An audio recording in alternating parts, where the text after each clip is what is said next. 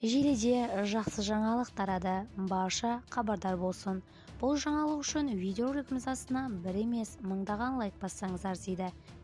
Қазақстан халқы тезірек көрсін, жедел ақпарат тарады. Сәлеметсіздер ме қымбатты көрермен, біздің арнамызға қош келдіңіз. Әлемде және Қазақстанда болып жатқан жаңалықтарды ең біріншілерден болып білу үшін біздің арнамызға жазылып өтіңіз.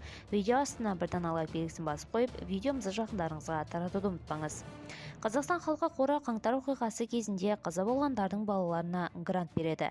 Сондай-ақ қаңтар кезінде зардап шеккен 13 балаға қолдау көрсетеді деп хабарлайды қордың баспасөз қызметі. Өтінімдерге 2023-2024 оқу жылынан бастап қабылдана бастайды. Бағдарламаның әрбір қатысушысына жылына 1 миллион теңгеге дейін бөлінеді. Олар жоғары оқу орындарына ғана емес, колледждерде де оқи алады. Видеомыз кеңінен тарап, барша хабардар болу үшін видеомызды жақындарыңызға таратуды және де лайк басуды ұмытпаңыз қымбатты көрермен. Алайда жақсылық тарату, оны жасаумен тең екенін ұмытпайық. Біз бақылауды жалғастырыңыз.